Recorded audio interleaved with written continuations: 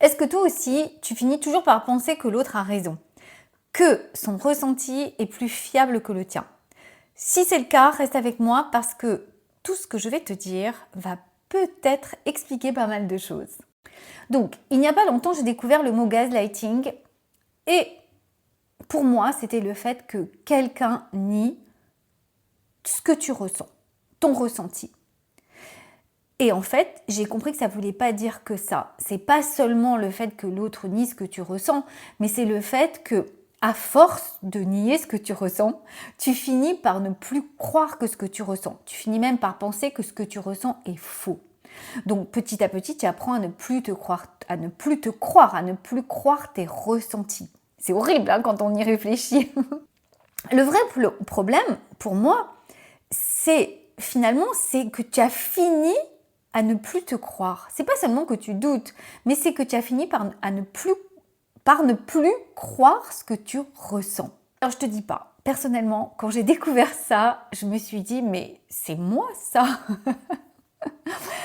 En fait, j'ai été éduquée comme beaucoup de gens, hein, où on minimisait ce que je ressentais. Oh, ça va, n'en fais pas tout un pataquès, ça va, c'est pas si compliqué, c'est pas si difficile, tu peux le faire quand même.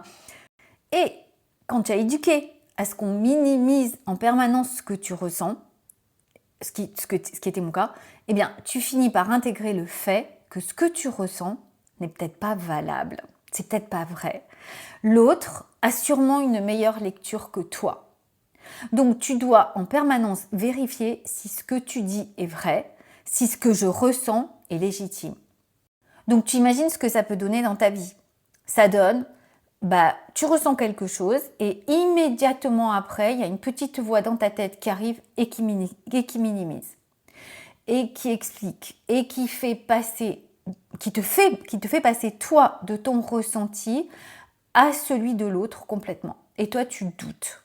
Donc, tu finis par comprendre les raisons de l'autre, relativiser, tu t'adaptes. Moi, tellement je faisais ça, j'avais plutôt l'impression que c'était que j'étais mature, j'étais ouverte, j'étais compréhensive.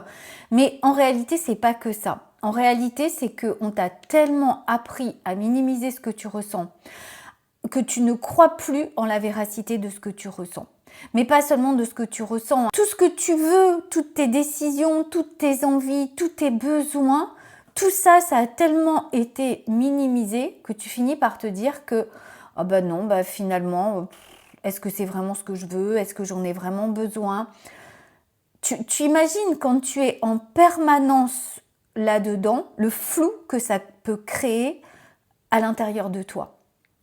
Le flou que ça crée dans ta tête. C'est-à-dire que la moindre décision, je sais pas moi, tu as 30 ans, tu vas faire un prêt à la banque et tu te dis, mais est-ce que je peux vraiment faire ça? Tu vois? Est-ce que je peux vraiment faire ça? Parce que tu ne sais plus si tu peux le faire, si tu as le droit de le faire, si c'est bien de le faire, si tu as les capacités de le faire. C'est là que tu te dis que tu es nul, tu es pas assez, tu ne sais pas, tu manques de confiance, tu vois, tout le tralala. Le flou, il est tellement fort que tu finis par adopter le choix, le point de vue de l'autre, la façon de vivre de l'autre, les décisions de l'autre. Parce que tu as l'impression que l'autre sait mieux que toi. Tu sais, tu te sens un peu dans une vie un peu où tu te laisses un peu porter, quoi. Tu vois, par exemple, moi, avec mon mari, je voulais qu'on ait une vision commune, par exemple, juste une vision commune d'élever nos enfants.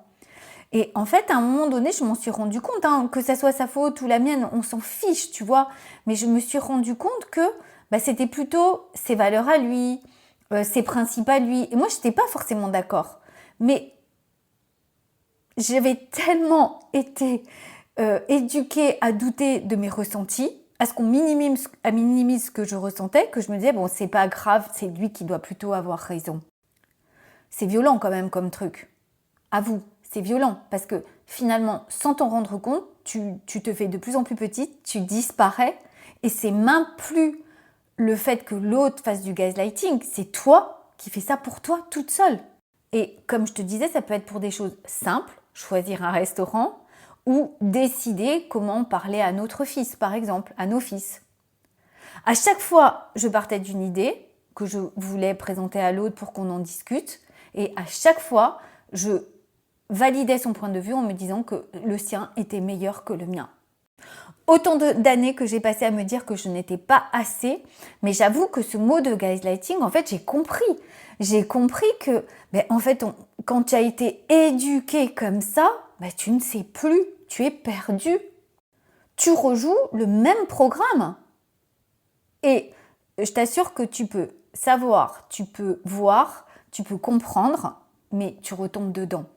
Parce que parfois, voir le programme ne suffit pas à le désactiver. Voir un schéma inconscient ne suffit pas à le désactiver. Quand tu as intégré un programme inconscient comme ça, aussi profondément, tu n'as plus besoin de personne pour faire du gaslighting, hein, comme je te le dis. Tu t'en fais à toi-même.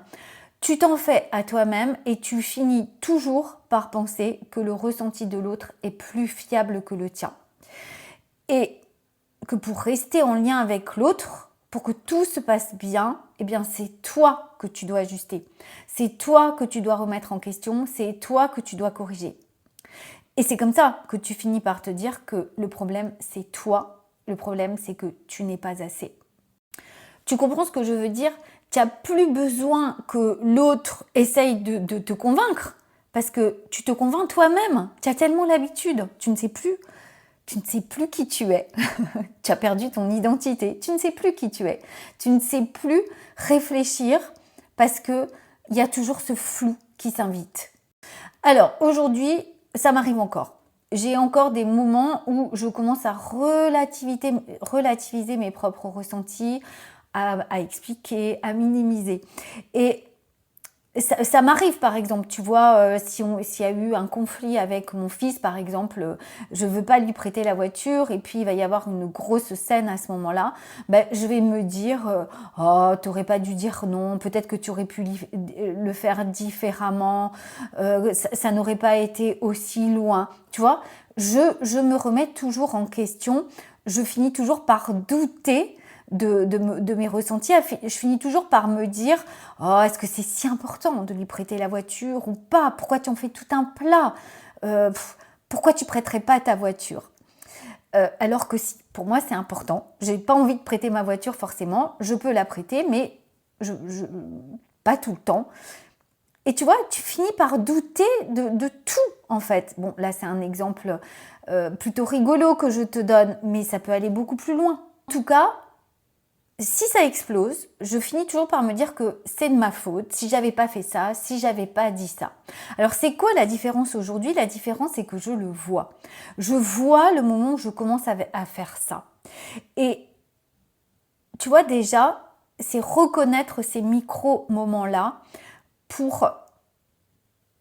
pas pour les corriger, hein, pas pour les juger, mais pour voir qu'ils sont là et pour voir que à ce moment-là, ces micro-moments-là, ça crée un espèce de conflit à l'intérieur de toi où tu finis par te perdre. Tu vois, c'est comme si à ce moment-là, ça donne un flou total, tu ne sais plus, et si à ce moment-là, l'autre arrive et dit « Eh bien, faisons ça », eh bien, prête-lui ta voiture. Eh bien, tu vas prêter ta voiture alors que jusque-là, tu étais fermement décidé. Donc, maintenant, ce que j'arrive à faire, c'est que j'arrive à voir ça. J'arrive à voir que c'est plus moi, c'est une partie de moi.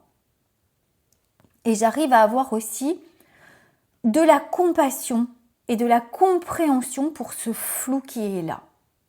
Ce flou peut être là, même quand l'autre n'est pas d'accord, ou quand l'autre te fait croire que c'est toi, ou que toi-même, tu te fais croire que c'est toi. Tu n'as plus besoin de l'autre dans la plupart des cas. Donc, même quand ça crée de l'inconfort, ou que ça active de la peur, petit à petit, tu réapprends que ton ressenti peut exister, même si tu n'es pas validé par l'extérieur. Et c'est comme ça que petit à petit, tu te déprogrammes. Et j'insiste sur le petit à petit. Petit à petit, tu déprogrammes le passé et comment tu le ressens. Et là, j'ai envie d'insister sur un truc hyper important. Tu n'es pas en train de devenir plus forte, plus confiante, plus puissante, plus badass. Juste, tu as déprogrammé des schémas inconscients. C'est quand même incroyable, non?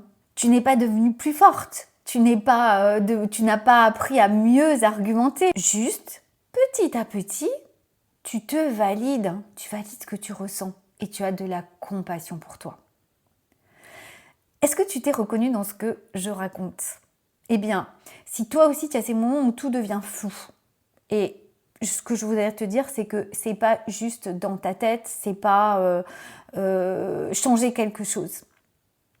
Si toi aussi tu as tous ces moments où tu doutes de toi au point de ne plus savoir vraiment ce que tu ressens, il y a 2 choses que tu peux faire maintenant. C'est déjà, prends rendez-vous pour ta séance découverte gratuite avec moi. On va voir ensemble à quel point le gaslighting peut te toucher. Je pense que ça peut toucher un peu tout le monde. Enfin bon, en tout cas, si tu écoutes cette vidéo, c'est sans doute que ça te touche. Et sinon, tu peux aussi commencer par faire le quiz qui va te parler de ton style d'attachement. Le style d'attachement, c'est la façon dont tu es en lien avec les autres. Est-ce que quand tu es en lien avec les autres, tu arrives à être juste en lien avec les autres tout en étant toi, tout en restant en lien avec toi? Ou est-ce que très souvent, tu te calques sur l'humeur de l'autre? Le quiz va t'en apprendre beaucoup sur les 3 styles d'attachement.